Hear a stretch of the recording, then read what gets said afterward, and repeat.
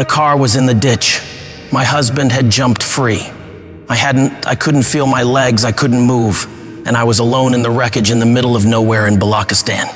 No hospital, no ambulance, no first aid, just a toppled car and the sound of people arriving who didn't know what to do with me. They gave me CPR, they dragged me out, and as they dragged me while they were trying to save me, the traction of my spinal cord completed. The last functioning connection between my brain and the lower half of my body was severed. I didn't know it yet. I just knew something had changed that couldn't be changed back. They put me in the back of a four-wheel drive Jeep, the only vehicle there, and they drove 3 hours to the nearest hospital on roads that felt like they were made of broken stone. I remember every bump. I want to tell you what happened in the months that followed. Not because it is a story of suffering, though it is that, but because what I found inside the suffering is the one thing I wish someone had told me when I was young. It is not resilience. It is not strength. It is not even hope. It is something much quieter and much more powerful. I'll tell you what it is, but first, let me show you how I found it. I need to tell you honestly about those first weeks in the hospital, because if I make them neat, if I wrap them in courage and silver linings too quickly, I will be lying to you. And you deserve the real story. I was 18 when I was married. I came from a conservative Baloch family, where good daughters don't say no to their fathers. My father wanted me married. All I said was, if that makes you happy, I'll say yes. It was never a happy marriage. 9 years ago, about 2 years after we married, we were driving. My husband fell asleep. The car went into a ditch. He managed to jump free. I didn't. The injuries were extensive. My right arm, radius fractured. Wrist fractured, shoulder and collarbone fractured. My entire rib cage fractured. Because of the rib cage injuries, my lungs and liver were badly damaged. I lost urinary and bowel control. I now wear a bag wherever I go. And then, the injury that changed everything. 3 vertebrae of my backbone were completely crushed. I was paralyzed from that point forward.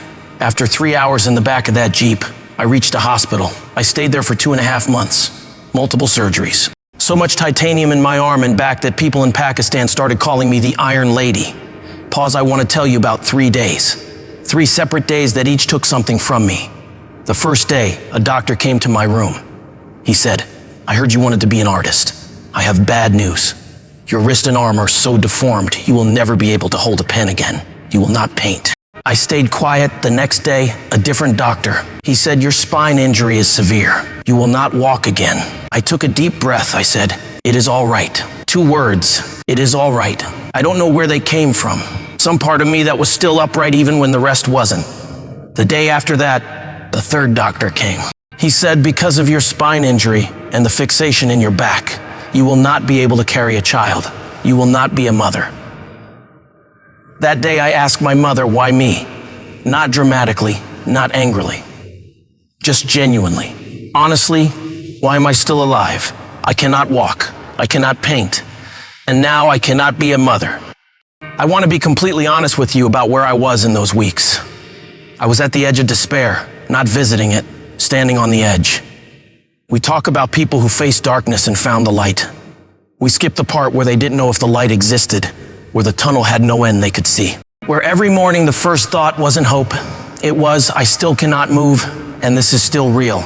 And I don't know why I am supposed to keep going. That is where I was. And then something happened. Not a miracle, not a breakthrough. Something much smaller. Something I almost missed entirely, and it turned out to be everything. One morning I told my brothers I am tired of these white walls. Bring me some colors, small cans. I want to paint. They looked at each other. My wrist was deformed. My arm was fractured. The doctor had said I would never hold a pen again. They brought the colors. The first painting I made was on what might still have been my deathbed. I didn't know if I would survive the infections. I didn't know if I would leave that hospital, but I painted. And here is what I discovered in that painting. Something I couldn't have understood without being where I was. Without saying a single word, I could paint my heart out. I could put the grief somewhere outside myself. People would come to my room and look at the canvas and say, what lovely colors. So vibrant, so joyful. Nobody saw the grief in it. Only I did. Only I knew what had gone into each stroke. Art became my therapy before I had a word for therapy. It was the first thing that let me exist without performing okayness for the people who loved me. My brothers, my mother, I could see how hard they were working to hold themselves together for me. I couldn't bear to add to that weight, so I painted. And I survived 2.5 months in that hospital painting. Then I was discharged. And then things got harder. At home, I developed severe pressure ulcers. My back, my hip bone. Infections throughout my body. The doctor said I needed to lie flat. Not for 6 months. Not for 1 year. For 2 years, I was confined to one room, lying on my back, looking out a window. I could hear birds. I could watch the light change. I could see the garden my family walked through, the one I could not reach. And in that stillness, I started to notice things about living that I had never noticed when I was mobile. How many ordinary blessings exist in a single Tuesday. How completely invisible they are until they're gone. 2 years. 2 years and 2.5 months later, I sat up. For the first time, on a wheelchair. Slower. Let every sentence breathe. From here, they wheeled me to a mirror. And I looked at myself, and I talked to myself. Really talk the way you only talk to yourself when there's no performance left to give. I said, I cannot wait for a miracle to come and make me walk. I cannot sit in the corner of this room crying and begging for mercy. Nobody is coming, so I have to accept myself exactly as I am. The sooner the better. And I reached for the lipstick. I applied it. I looked at myself in the mirror. And then I wiped it off, and I thought, what am I doing? A woman in a wheelchair should not do this. What will people say? I looked at myself again, and I put it back on, this time for myself, not for anyone's approval, not to look normal, not to perform recovery for the people watching, for myself, because I wanted to, because I still existed, because I was still a person who was allowed to want things. I didn't put that lipstick on to look good for the world. I put it on because I was still here. And still here meant I was still allowed to choose. That moment, that small, private, almost ridiculous act, was the moment I decided to live, not survive. Live. There is a difference I cannot overstate. Once I made that decision to live, not just survive, the next question arrived, and it was the most practical, most actionable question I had ever asked myself. What exactly am I afraid of? I sat down with a notebook, and I wrote down every fear I had. Every single one by one, not vaguely specifically, named on paper. Because when fear lives only in your head, it has no edges. It expands to fill whatever space it is given. When you write it down, when you name it precisely, it becomes a thing you can look at. A thing with a size and a shape. A thing that can be approached. My fears at that time were substantial. Fear 1, divorce. I was clinging to a marriage that wasn't working, not because I loved it, but because the alternative terrified me. What would people say? Who would I be? The word alone felt like destruction.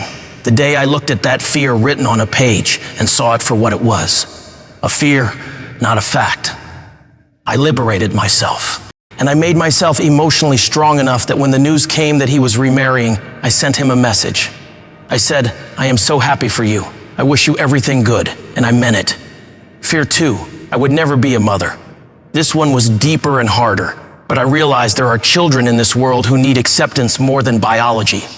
I contacted organizations. I didn't mention the wheelchair. I simply said, this is Muniba Mazari, and she wants to adopt a child. 2 years later, I received a call from a small city in Pakistan, a 2-day-old baby boy. When I arrived to meet him, the man looked at me, at the wheelchair, and I could feel his assessment. I looked back and said, do not judge me for this chair. You know what he said? He said, I know you will be the best mother this child has ever had.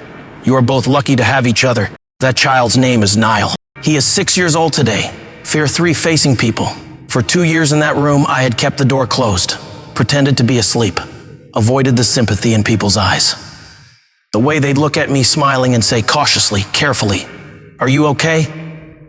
As if happiness had become suspicious, as if someone in a wheelchair wasn't supposed to smile. I wrote that fear down, I looked at it, and I decided to do the exact opposite of what it was asking me to do. I started appearing in public. I started painting publicly. Exhibitions, modeling campaigns, including one where I became a clown, because clowns have hearts too. I joined national television as an anchor. I became Pakistan's first wheelchair-bound artist. The fears don't disappear when you face them, but they stop being in charge. Here's the framework, exactly as I used it. Sit down. Write every fear by name, not I am scared of failing. Then choose the smallest one, face it. Do the thing the fear is telling you not to do. Then come back to the list. You don't conquer fear all at once. You make it smaller, one specific act at a time. I want to tell you about 3 people who shaped everything that came after. Walid Khan, Pakistan, has lived through terrible violence. In a terrorist attack on Army Public School Peshawar, gunmen entered an examination hall and killed children. Walid Khan was the proctor that day, the one responsible for keeping the students safe. He was shot 3 times in the face, 5 times in the body. I was asked to speak at the school 1 week after the attack. I went, I spoke, and then I was told Walid is in the hospital. He needs to hear something that makes him believe it is worth continuing. I didn't know what to say. What do you say to a child who was shot 8 times for the crime of supervising a school exam? Everything is going to be okay. No, nothing was okay, nothing was close to okay. While I was turning words over in my mind, Walid Khan rolled toward me on his wheelchair. Face deformed, arm fractured. He had lost his teeth, he couldn't smell. He couldn't eat solid food, he couldn't sneeze. He looked at me and said, "Are you Muniba Mazari?" I said yes. He said, "Baji, can we take a selfie?" And he smiled. A completely toothless, completely genuine, absolutely present smile. I was thinking about his deformities. He had entirely stopped thinking about them. Today Walid goes back to that same school. When someone asks about his scars, he says, "These are my medals. I wear them with pride." And he says, "The terrorists wanted me not to study, so I am going to study. I am going to become a doctor. That is my revenge." I was thinking about what he had lost. He was too busy with what he was going to build. Niall, my son, was 4 years old when he came into the room holding a football. He was so excited he put it down right at my feet and said, "Mama, let's play football. Let's kick it." I looked at the ball, I looked at my legs, I felt, in that moment, more disabled than I had felt since the accident. Not because of what I couldn't do, but because of what I wanted to do for him and couldn't. My face fell. Niall looked at me. He looked at my legs, he looked at the ball. And then he picked it up, he said, "That is okay? Your legs don't work, but your hands do. Let's play catch." A 4-year-old child showed me, in 15 words, the principle I had been circling for years. Don't focus on the door that is closed. Look at the one still open. My mother, in the hospital, in the darkest moments, when I had no answer to why me and nothing to hold on to. She would sit beside me. She never cried in front of me. She simply looked at me and said, "This too shall pass. God has a greater plan for you. I don't know what it is, but he has one." She never lied to me and told me it wasn't hard. She just stayed. And sometimes staying is the entirety of what love can do. And it is enough. She always said, "There will be haters. There will be people who don't believe in you. And then there will be you, proving them wrong." She never told me it wasn't painful. She just made sure I didn't face the pain alone. And somehow that was everything. I promised you at the beginning that I'd tell you the one thing I found inside the suffering. The thing more powerful than hope. It isn't resilience. Resilience is about enduring. It is gratitude. But not gratitude in the way motivational posters describe it. Not a list of blessings you recite before you sleep. Not a performance of positivity for people watching. Real gratitude, the kind I am talking about, is the moment you realize that the breath you just took was not guaranteed. That the person who loves you didn't have to. That the child who said your hands work is a miracle that happened to you specifically. I smile all the time in public. People ask, "Don't you get tired of smiling?" What is the secret? I cry all night when nobody sees me. Because I am human and I carry everything I've lost and everything I've had to relearn and everything that still hurts. I cry in private so that when I smile in public, it is real. That is the balance. Not pretending it doesn't hurt, carrying the hurt in private and still choosing.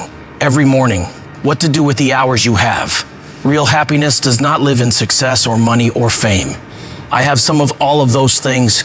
Real happiness lives in noticing what you already have before it is gone. Be grateful for what you have and you will always, always end up having more. Not because gratitude is magic, but because it shifts what you see. It stops you from spending your energy mourning what is missing and returns your attention to what is present. And what is present for most of us is extraordinary. The breath you just took. The fact that you are watching this video, which means you are alive and have some form of access to the world. The person who, if you called them right now, would pick up the body, however imperfect, that carried you to today. You have so much more than you are noticing. There are people in the world right now dreaming of the life you are living. You are someone else's dream. Treat yourself accordingly. Before you close this video, I want you to do one thing. Get a piece of paper or your phone, whatever is closest. Write down the one fear that is most in charge of your life right now. The one that is making the most decisions for you. The one that you keep not doing the thing because of just one. Name it specifically. Then drop it in the comments. Because the moment you name a fear out loud, even to strangers, it loses some of its power over you. I read every comment. I will reply to the most honest ones personally. And I promise you, the comment section on a video like this is worth reading. People share things here they haven't said anywhere else. 3 things before you go. 1. Write down that fear. Put it in the comments. Name it. That is the beginning of the framework. 2. If someone you love is about to give up, if someone in your life is in their own dark tunnel right now and cannot see the end, send them this video. Not because it fixes everything, but because sometimes hearing that someone else found a way through is exactly enough to keep going for one more day. 3. Subscribe. Because the next video goes deeper into the practice of gratitude I am describing here, not as a concept, but as a daily system. What it actually looks like to build it as a habit, not just feel it in moments. It drops day, and it is one I think about every morning myself. I'll see you there. And remember, you are allowed to be exactly where you are and still want more. You are allowed to be broken and still beautiful. You are allowed to be in the wheelchair and still reach for the lipstick. Because you are still here, and still here means you still get to choose.